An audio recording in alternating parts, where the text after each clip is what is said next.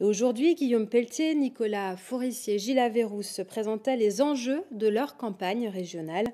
Ils unissent leurs forces dans l'ambition de créer une dynamique sur le territoire. Briègue Cavalin les a interrogés. Moi, j'observe que ces dernières années, c'est ce qu'on appelle le Fonds Sud, eh bien, cette politique de soutien au sud de la région, un département moins riche et moins fort, elle est devenue un outil de communication, mais elle n'est plus concrète. Pour prendre un exemple, le contrat de pays dont je suis président, mais c'est valable pour les autres contrats de pays de ce département de l'Indre, qui permet de construire des projets avec l'appui de la région, il reçoit du Fonds Sud. Mais ce n'est pas de l'argent en plus. On nous repeint simplement une partie de la même somme depuis 20 ans en disant c'est du Fonds Sud. Donc il n'y a pas d'effort particulier.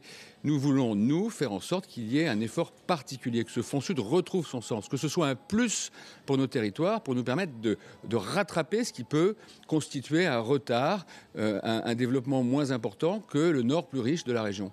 Nous souhaitons, avec Nicolas Forissier, optimiser la question des fonds européens. Vous savez que chaque année, l'Europe attribue aux États une enveloppe financière pour des projets locaux, agricoles, entrepreneuriaux, associatifs, dans nos communes rurales en particulier. Malheureusement, les procédures sont si complexes qu'1 milliard d'euros chaque année repart de la France à Bruxelles.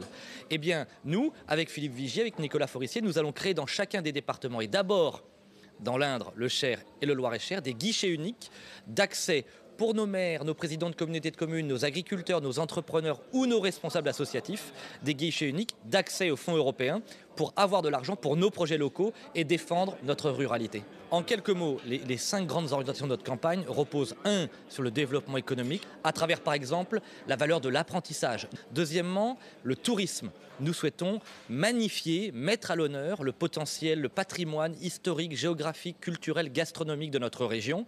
Ça passera par un grand spectacle populaire, ça passera par des aides aux offices de tourisme. Troisième axe, l'agriculture. Quand on est maire d'une commune rurale, on sait combien l'agriculture est partie prenante de notre ruralité et que l'agriculture, c'est l'avenir de notre ruralité. Et donc, à travers un fonds régional d'investissement pour les jeunes agriculteurs, à travers l'agroénergie, la méthanisation, l'agrotourisme, à travers les circuits de proximité pour alimenter les cantines scolaires de nos collèges, de nos lycées, de nos écoles primaires, nous allons mettre à l'honneur les agriculteurs et les paysans de notre région Centre-Val de Loire. Et puis enfin, puisqu'on a déjà parlé de ruralité et d'aménagement du territoire, il y aura tout un plan pour le numérique, tout un plan pour l'accès aux soins de proximité.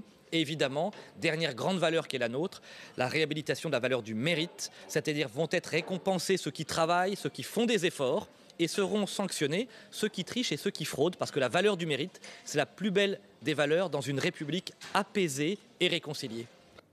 Ce qui les rassemble donc, l'économie, l'emploi, les grandes infrastructures et le numérique.